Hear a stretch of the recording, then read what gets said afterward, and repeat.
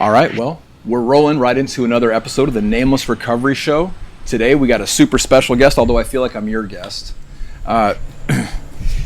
UFC champion, absolute brawler, bare knuckle fighter. You're a legend in the fighting world. None other than Chris Leben. Thanks, man. Thank you for having me. I'm super excited. Super excited. Thank you for having me, man. Welcoming to your home and to your gym. It's really an honor. I appreciate it. So I don't write any questions down. I just want to talk to you about recovery. I want to talk to you about, your life. You can feel free to answer or not answer anything. Okay. All right. So you're from Portland. You mentioned when we were walking on gorgeous Sunset Cliffs a little while ago, you were talking about living in Hawaii. What brought you out to Hawaii? It's better to be broke on the beach than rich in the rain. I like that. No, I like the saying, but honestly, I was kind of in a downward spiral, and I was Portland and I was living in Seattle with the girl for a couple years. That went bad. I went back to Portland. Life was kind of falling apart, and I was trying to train for fights, and then I got a job offer to run a gym in Hawaii, Which island? Oahu, and of course, by moving away from your problems, it always will solve them. I thought that too. Yeah. So you showed up there? So I moved to Hawaii and just found a whole new set of hangarounds. You know what I mean? Mm-hmm. And when was it you went out there? When did you move out to Hawaii? What year? Do you think? 2008, 2006, maybe 2007, something like that. Like there, that I was there for a decade. Decade in Hawaii. I actually love Hawaii. Did you surf? The thing about surfing is it sucks when you're hungover. Worst fucking sport on the planet when you're hungover. So it's pretty sad, but I didn't surf and enjoy the island. That's one of my regrets. I didn't surf and enjoy the island as much as I would have liked. Because I really enjoyed surfing, but I was just always generally not feeling too good. Sure. I would clean up and straighten up enough to get through a training camp. Because that's how I made my money. Sure. To buy the other things that I needed. So of course, that was priority. Free time was usually spent doing other things. But no, I absolutely loved Hawaii. Really, really enjoyed it. Tried recovery out there. Briefly a few times in and out. They actually have a really, really great group of people out there. But I wasn't ready at the time. Sure. Ultimately. 7 years ago, probably about 7 years ago, maybe 8 years ago, I moved out here. My wife at the time was Hawaiian and was going to go to law school out here. So moved to San Diego. It was just going to be a quick 3-year stay. Things didn't work out, and the story gets real long, but ultimately kind of got stuck here. Wanted to move back to Hawaii, but my probation officer didn't think it was a good idea. Because naturally you had a fucking PO. Yeah. So then fast forward, ended up finally really trying to work on the sobriety out here. Almost left again, and then just decided that this was a better place for me to be. Better place. But San Diego's pretty cool. Like we were talking earlier, I lived homeless actually for a while in San Diego. Mostly around Belmont Park area. Okay. Yeah. Well, I just, it was boardwalk. I'd hustle on the boardwalk and then just... You're not the only one. Run amok at night, yeah. So, how old were you when you got into fighting professionally? You were pretty young. I mean, I did, I think I first started wrestling in... first grade. Oh wow! So when you were a kiddo, my mom had me in any sort of community parks program or anything that, because we were low income, so she got some free babysitting basically, so I didn't really start taking it serious. I started boxing in 7th grade, and that's when I took it seriously. And then it wasn't until high school that I really started wrestling. And in high school, I started wrestling year-round, full-time, in 9th grade. Rad. Wrestled through high school. Was that an ambition when you were in high school, thinking you might go into fighting professionally as an adult? No, man. I just wanted to smoke weed and skateboard, but... Fuck yeah. That's what I did at that age. I got...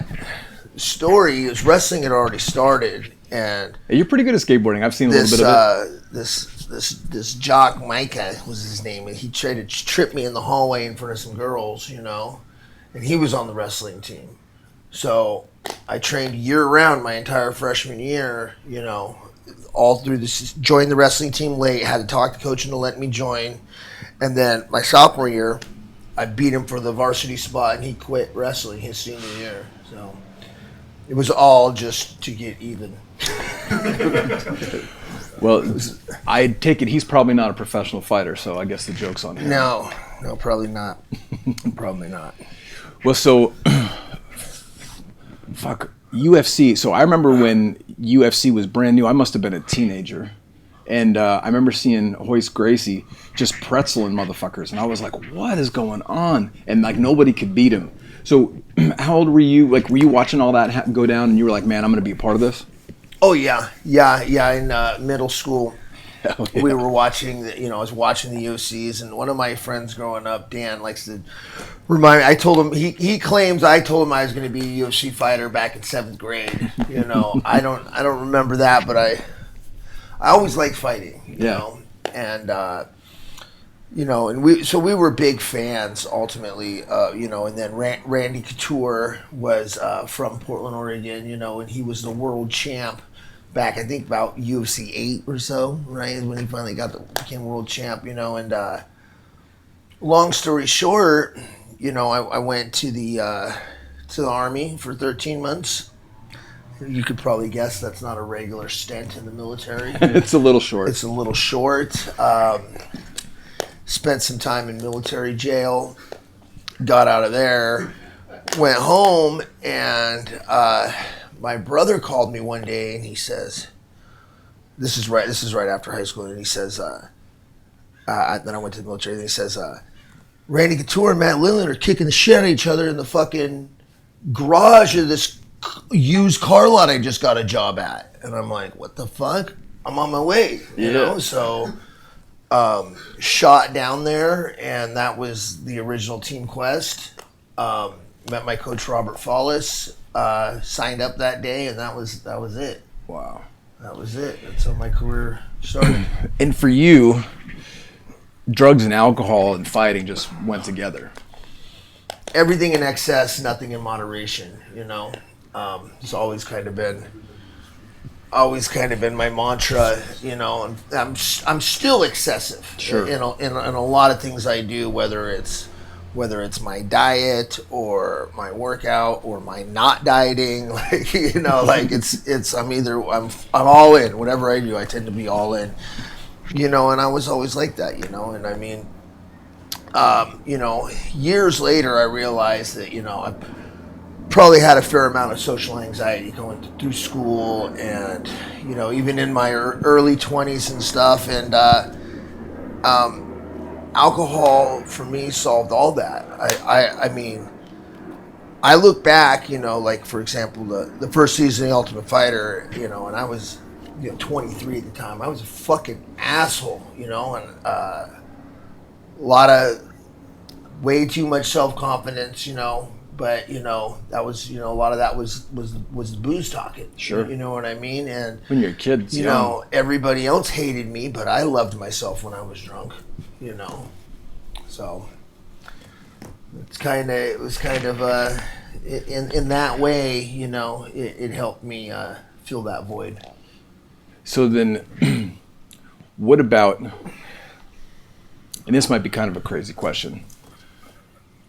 But when you were in the depths of it, and I don't mean from fighting, but when you were in the depths of your illness, did you ever think you were going to die? Everybody thought I was going to die. Yeah. I mean, even my mom and my brother, who are drug addicts themselves, were calling me fucking crying, going, you're going to die. Everybody, I can't tell you how many people said I thought I was going to get a call at, 2 a.m. or something. No, I thought, at the beginning, I thought I was invincible. I really did. Sure. I didn't think I was going to die. It's kind of the same way that I fought. I just went full force at everything I did, and that was the same with drugs and alcohol. I look back, it's a miracle I didn't die. A lot of people around me did, but for some reason I would be like, I'm a cockroach. They can't kill me. I'm not going to die. Anybody can die, though. Anybody can die, and when you're young and dumb, and especially those early 20s, it's a miracle in hindsight that I made it out. Right. Made it out without death or prison, for that matter. Yeah, it's pretty fast lifestyle. Yeah. All right, so now flash forward. You're sober. You got a couple of years. You got a beautiful family. How does one go from that type of train wreck velocity to the man I see in front of me sitting here is a dad. He's a present husband and father, super chill, welcomed us into your home this morning. I mean, you seem like one of the kindest people I've met in months. Thank you. Thanks. So what happened to you? Life is a school, not a playground, I guess. Like you're constantly, even in my addiction, I was always trying to grow. Like, whether I was taking a bunch of fucking Oxycontin and sitting for 6 hours thinking I was meditating, I thought I was fucking being spiritual, but ultimately, you learn, you look back at situations and you realize how bad you fucked those situations up, and, in my case, it got to the point where it wasn't fun for me to go out and drink downtown and try to take some drunk chick home anymore, then I got married and I ruined that relationship with drugs and alcohol, ended up in jail several times, several DUIs, lots of repercussions. The last time I was in jail, I spent 6 months downtown here in San Diego, and then ultimately I started thinking, like, I have to sober up. Like, this is just this every time I drink or anything else, it makes for disaster. The next day is a waste. And I was going to the 12 o'clock meeting at the Alano Club initially, and I would go to that meeting, sit there, I would come home, sit on my couch, cry, drink a pint of vodka so I could go to work, teach people jiu-jitsu and how to fight. I figured nobody else knew I was really that drunk, but that was just to get me through teaching, and then decided, I wanted to try to fight again because my career in the UFC did not in the best, and drugs and alcohol were a big part of that. Sure. We can talk about that if you want, but ultimately they did. I did my pre-fight medicals, and I failed them. Turned out my heart was failing. I had a 14% ejection fraction. They told me I needed a new heart. The doctor literally said, probably the alcohol. Cocaine and alcohol apparently not that good on your heart. So I heard that before. Yeah. So, I really, I found out, and that was heartbreaking. I couldn't go back to fighting now. But also, if I continue to drink, I was going to die. So the doctors literally said, if you continue to drink, you're going to die. And that didn't get me sober. No. No. I just made me more depressed, and and then I had one sponsor who's kind of in and out, and I had this kid that was one of my fighters, was sleeping on my couch, lived with me for a while. Ultimately, he ended up overdosing on my buddy's couch. And my buddy calls me, hey, dude's so fucking overdosing. What do I do? And I'm like, fuck, take him to the fucking hospital. What do you think? So I went over there, and, this kid in the, hospital. He's in and out of consciousness. I sat with him for, probably a day till his parents finally flew up. And it was at that time that I met my sponsor, or I reached out to my sponsor. I already knew Tommy, he's just sitting off camera here. Tommy sponsors an MMA event that I was refereeing, and I knew that he had a recovery facility. So I was trying to find this kid a home, reach out to Tommy to maybe help me out with getting this kid in. Long story short, kid didn't really want to go, but we ended up forming a relationship, and that's how I met my sponsor, and was able to put together from that point. I was able to put together a little over a year. Fucked up, put together 9 months, fucked up again. Now I've had 2.5 years of complete sobriety. So, that's kind of badass. That's kind of the quick gist of it. Yeah. So you hook up with Tommy. Yeah. Start working steps, hitting meetings, doing the 12-step thing. Yeah. What happened inside of you? I don't think it was a one-day thing. It was a slow change. And for me, it took a while to really start to get comfortable with being sober, with being around people. But the more time, the more meetings we went to, the more times I sat down and read, and having somebody that you call every day and talk to, that you don't want to let down, that's always been there for you. It definitely helped me through those troubled spots that there's absolutely no way that I could have done, on my own, and then all of a sudden, next thing you know, you go, fuck, I've been sober 2.5 years, and life is cooking. Like, sometimes, I feel like I'll talk to Tommy or somebody else, and I'll be complaining about my life not going fast enough, and it's like, fuck, buddy, you remember, a couple years ago, it was just a couple years ago, I was sharing a bunk bed with a 12-year-old. Me and my chick were sleeping on top at her grandma's house. I had nothing, and here I am, complaining that life's not happening fast enough, So it's been constantly, steadily, those rewards, promises just continue to unfold in my life, man. And now I'm at the point now where it's like, fuck, I actually have something to lose. You know what I mean? Like, I have a life worth staying sober for, like you said, beautiful family, child, I love what I do, and so it's all paid off, for sure. It's better than sitting in fucking jail, I'll tell you that. Well, you wear it well, and it's radiating off you. Thank you. I mean, I can tell instantly, because I'm in recovery myself. I've been sober quite a few years, and I can tell instantly. I can see that you're centered. Thank you. While there may be ambition and hunger, you seem content with your life. You look like a present husband and father. You seem like a good dude, a good neighbor. Thanks, man. It's cool, man. Thank you. I'm pretty happy. I got a pretty good setup. That's for sure. Well, you can absolutely see it and feel it. The thing that they talk about in the book, the thing that we talk about in the fellowship, it's happened to you. That's cool. Thank you. That's really cool. There's always more work to do. But let me ask you this. Before you got into recovery, did you have an idea in your head what you thought drug addicts look like?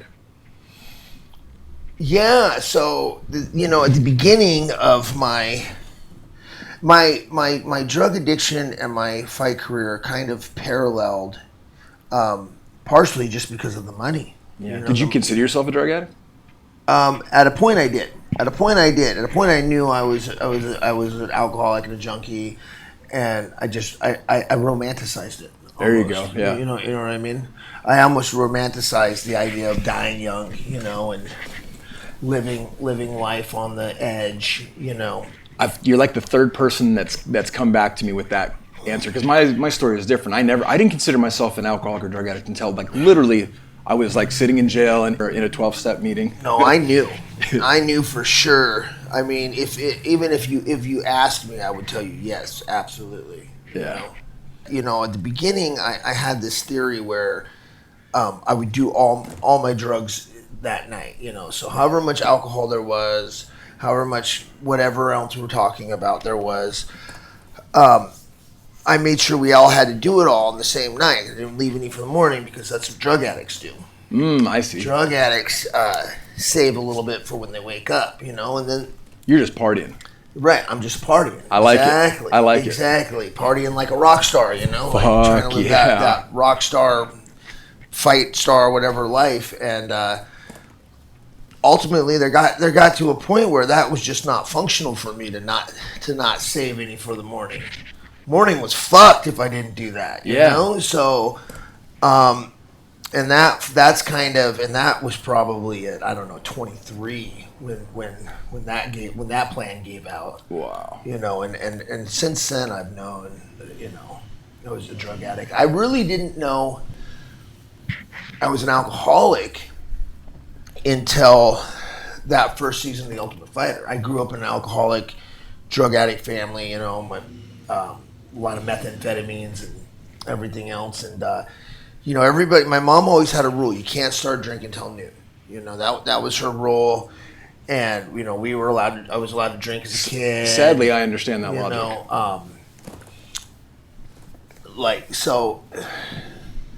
You know, everybody drank, you know, woke up, you know, 9, had a couple cups of coffee, and then switched to beer. That's what all my uncles did. That's what my mom did, you know, and then sun went down, the whiskey came out, you know. You know, so it wasn't until I was able to watch myself on a reality show at 22 years old and see 22, 23 and see the way other people were reacting to me when I was sober. What was the show? The Ultimate Fighter. The first season of The Ultimate Fighter. I'm going to go check it out. Yeah, so I was a little out of control. I won't hold any of it against you.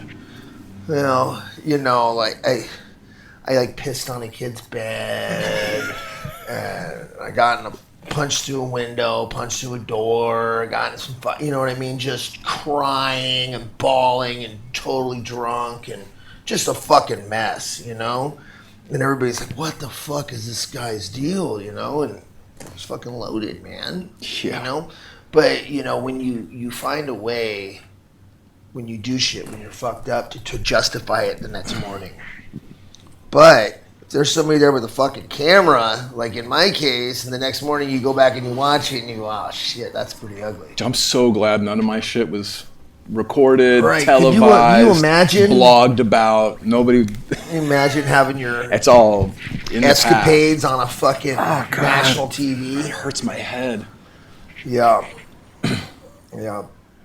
I get a couple other buddies that have similar. They kind of grew up, did a lot of their alcoholic crazy shit in the spotlight. You did that. I loved it. I'm like, dude, I'm not that guy anymore, man. Like, you're talking about, 15 years ago, dude. Like, that's not funny. That's not, you know what I mean? Like, but I still hear about it pretty regularly. People bring up some of the stuff I did on that show to me. Wow. Probably be a hard tail to shake. Yeah. So tell me about life today, man. You're sober a couple of years. You got a beautiful family. You're training people. You're refereeing. Yep. Refereeing. I got I'm doing some work for the Bare Knuckle Company. I got a few irons in the fire. Yeah, and obviously you're doing service work. You're helping out guys in the 12-step world. I could do more. I could do more, but that's a good, honest answer with the sponsor in the room. That's good. Good thing you invited Tommy here this morning.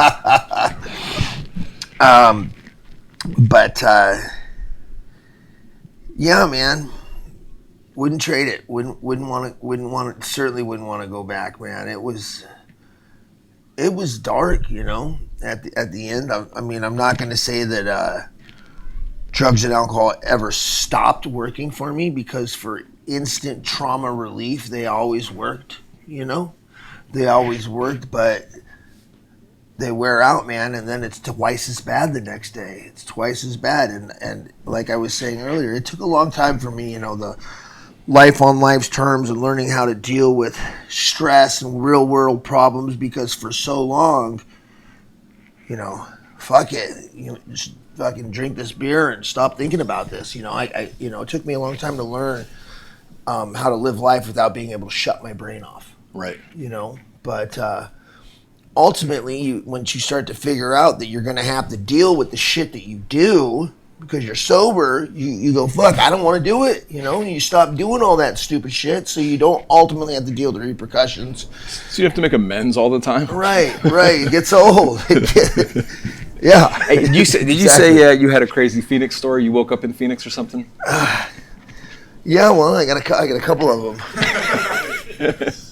I know you guys just flew out here. Yeah, we just flew out here from Phoenix. Tell me something about Phoenix.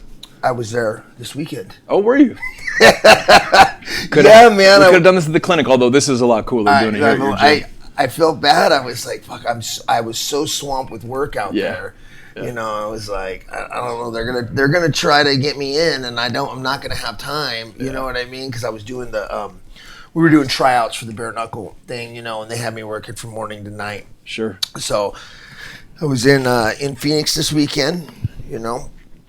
It's a interesting place, and I got to meet some interesting individuals out there actually too. 3 of the guys that obviously when you're talking about bare knuckle boxing, you get people from all walks of life. So definitely fueled my recovery being able to be out there. I had 3 different guys I interviewed that showed me their bullet holes. From Phoenix. Couple overdose stories, suicide attempts, we've had like 70,000, maybe 75,000 overdoses since a lot of guys living hard out there. At least in the little boxing gym that I was at, and the neighborhood. I mean, we had some great people. So I mean, they were all great people. Sure. And there was one lady was a lawyer. There was some, but you definitely see the struggle. I guess it doesn't matter where you're at, right? Phoenix included, the struggle is real, right? It doesn't matter if you're in Scottsdale or even Arcadia, right? It doesn't matter how much your fucking parents, how much money you have. The struggle is real when it comes to drugs and alcohol, and that's something that I realized kind of later in life, because I always felt like, growing up in poverty was, part of the reason I was, but then I see people from every walk of life that, struggle, they have the same struggles that I do, Yep. Yeah, it's a trip talking to dudes that have been living high on the hog for a long time, and they're like, fuck, man, I can't, my wife and kids don't want me home. They're just as bad off as any of us, you know what I mean? Oh, yeah. They only got more to lose. Well, next time you're in Phoenix, man, I hope you'll let me know, and love to buy you dinner, introduce you to my wife and kids. Yeah. There's something else I was going to ask you about. My other Phoenix story. Oh, yeah. You say you woke up there? Yeah, I woke up in Phoenix one time. Was it summer or winter? I don't remember. I think it was, it couldn't have been too hot. But yeah, I remember, actually, I was telling this story, and Joe Diesel Riggs was at the last fights was there, and he's like, because I woke up. The story was I woke up at the Phoenix airport. I was catching a flight home, right? I never remember going to Phoenix, or even. Apparently, I spent almost a week there. Joe Diesel Riggs at the time was from Arizona, and he's like, "Oh, I'll tell you what happened. Like, you were with me, And so he starts telling me the story. I had to call your old lady because you tried to kill yourself, and You were riding on the hood of my car, But I don't remember any of it. I only remember coming to with a boarding pass out of Phoenix. And I had somehow gotten through security, and I was sitting at the gate having a drink, and I was like, what the fuck, But that's the way that I used. That's not the first time I had that happen. I had one time I woke up and I was in the fucking middle of the fucking desert, I had a outside of Las Vegas. You could see the strip, but it was like this big. Right. So I knew I was looking out there, and I had like a bottle of Kettle One and $100 cigar, and no wallet, nothing. You know. I finally ended up, some fucking bus came by. I flagged it down. I talked the bus driver into giving me a ride back. And I have no clue how I ever got out there. Somebody dropped me off or... What were you doing in Vegas? Fighting? Partying? Yeah. I don't remember. Above? I think we had fought, and then one of my guy, Josh Berkman, had this billionaire sponsor. So he had like a giant penthouse or something. But I remember partying with them. Then it kind of They're handing out $100 cigars. Fades away, yeah. Did I tell you about the Whistler one? Tell one more. Tell one more of these kind of stories. I wake up and I'm in Whistler, British Canada. Columbia. Yeah, and I'm fucking passed out naked on a massage table. And there's this little Japanese dude yelling at me, right? And I'm like, what the fuck? So I look, I see my pants, and as I'm putting my pants on, I realized there was like a giant hot tub, bathtub that I had stained completely red because my hair was bright red, you know? That's right, your hair used to be I look at dude, I'm like, fuck you, you know? I don't understand what he's saying. I'm putting my shit on, I'm walking out the door, and as I walk out the door, there's cops. You know, so the cops grab me, they handcuff me, and they're walking me over to the cop car, and as I'm walking to the cop car, my friends that I went up to Whistler with are walking back by me, going to their hotel, like, hey, there he is, you know. I'm like, and cops got me under each arm or whatever, and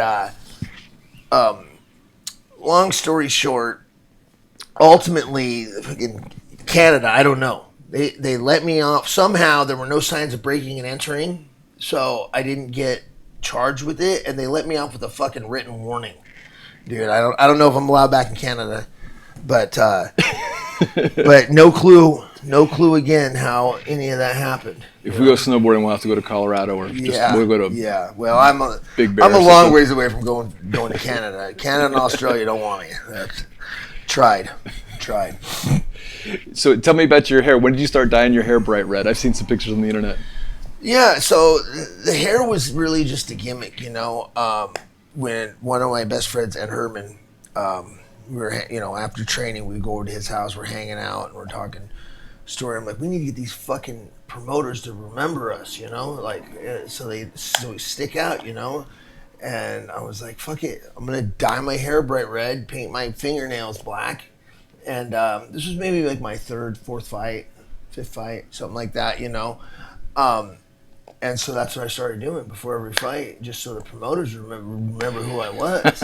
You got to remember it. It's memorable. At that time, nobody was dying. No fighters were dyeing their hair crazy colors. It wasn't the thing. Now, fighter comes out with purple hair or something, nobody's going to remember. But then, I stuck out. Everybody remembered me. It worked like a charm. You know, it worked really well. And you know, people see me all the time and they go, Chris, what? Your hair's not red. And I go, yeah, fuck, it grows brown, you know. Like, this is the color it comes in naturally. I'm fucking 40, man. What do you expect now, you know? Like, I'm walking around with fucking Ronald McDonald hair all the time. But I remember... Ruining hot tubs and shit. Yeah, the last couple times I did try to dye it, it was just... too many people notice me. Yeah. It sticks out too much, so it's easier to just keep it, not dye it bright red. I see you got a couple tattoos. One or two. Yeah, you get any tattoos in recovery? Yeah, and they fucking sucked, bro. I had no idea. I had no idea how bad tattoos hurt. Yeah, dude. Fuck. Did you get your stomach done pre-recovery? I got this side was all post-recovery. I don't know. You got that since you got sober? Yeah. Fuck. Yeah, I got all that since I got sober, and it was fucking horrible. It was horrible. In the post edit, I'll do a shot from the internet that shows that real clean, and yeah, I everybody can see how sick people that looks. used to be like, how do you sat there for 7 hours working on it? I'm like, I just have a high pain tolerance, you know. Turns out, yeah, you take enough OxyContin, everybody has a high pain tolerance, you know. But yeah, so since that one, I I keep wanting to do another one, but I'm like, I'm a little chicken now. And I'm like, fuck, I don't know. I don't really want to sit through it, you know? So, you know, when I was young, I would sit for 6-7 hours at a time, you know, and then When you're covered, your back is blasted out, yeah, right? Yeah. Both arms, your stomach, yeah, I'm pretty covered up. But yeah, this one, I told the guy every time I went in, I was like, look, fucking 2 hours, bro. We're setting the clock. We're doing 2 hours. You take whatever breaks you want, but I'm sitting in this chair for 2 hours and I'm done for the day. That's it. I'm not ruining my whole weekend because I'm laid, you know what I mean? Laid up on the couch, you know. Bandaged up like it's...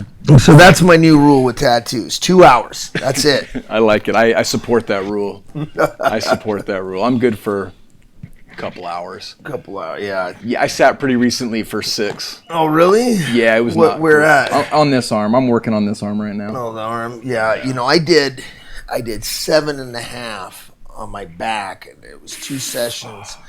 And I'm sitting there with my tattooist, and we're thinking lidocaine, Novocaine, cocaine. Just knocked me out, dude. And I used to always get tattooed right after a fight because then I wasn't going to train for a while, so it was a good time to recover. So I always, you know, I would show up with a bottle of Jameson's and a bunch of drugs, you know? Yeah. And so we put a bunch of cocaine in the tattoo ink thinking that was a good idea. And I ended up, I was literally fucking jumping before the gun would even touch me. I was like, ah!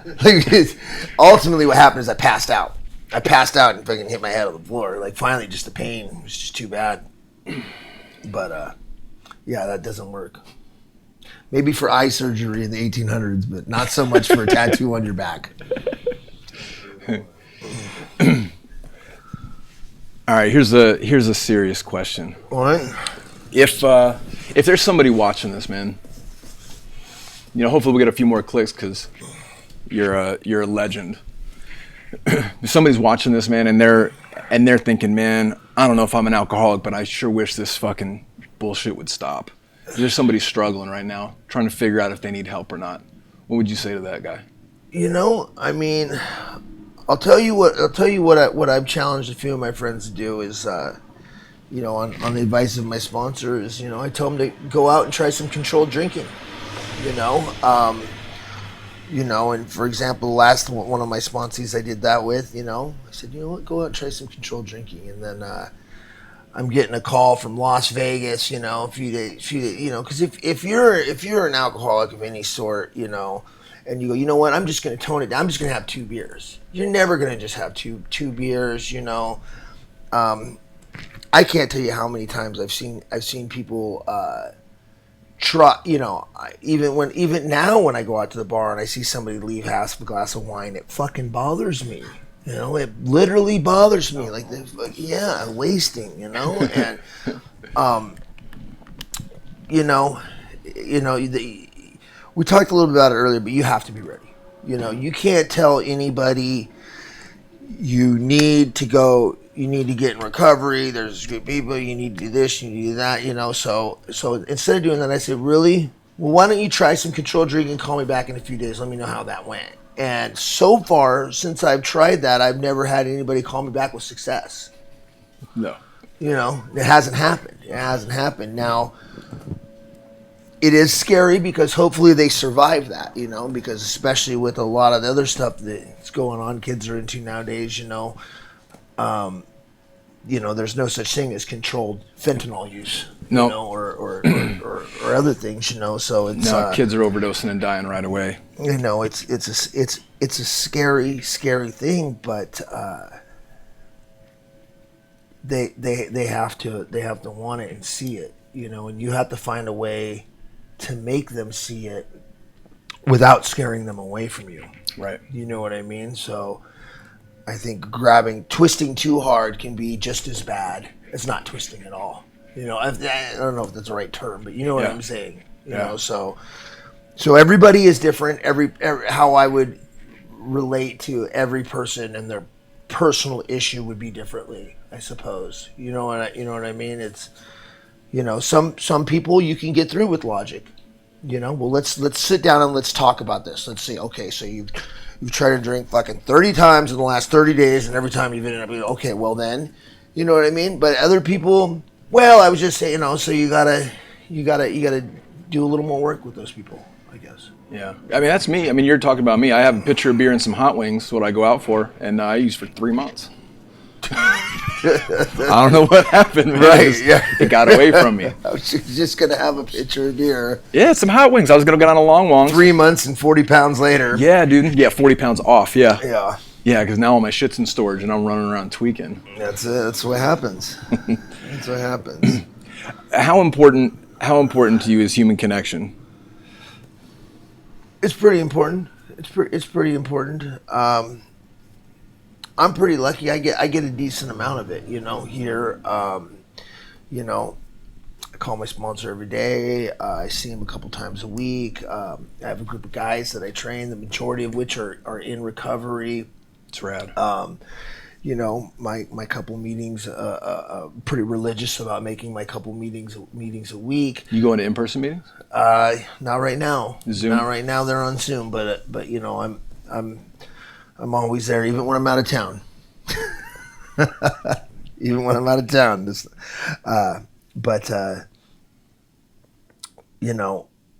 I suppose I haven't really thought about it, but I'm pretty lucky for that. Because I could imagine at this time in history that we're in right now, if you were a young person trying to get sober, trying to pull up somebody's phone number off the chat and you don't know the phone number to the face and you didn't really get it. I mean, it could be very difficult. I can't imagine.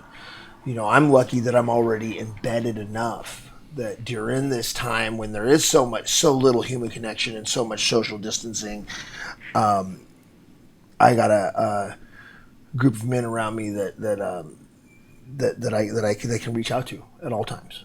So I'm pretty lucky in that way. That's awesome. I feel very fortunate too, and I feel fortunate and honored that you invited us into your home, and here we are hanging out, talking about real life, man, and being honest. It's cool. It's really cool. Well, I don't want to eat up your entire day, man. You've been really gracious with us, and I just want to say thank you from the bottom of my heart. I don't know if you're going to hug it out, but I'm a hugger. All right, let's hug it out. Thank you, brother. I appreciate you, man. It fucked me up, bro. It's funny that you said that. It's actually kind of a running joke here. Neither Tommy or I are huggers. We're both Knuckles guys. Knuckles, all right. Yeah. Come on, man, bring it in, Tommy. Come on in, bring it in.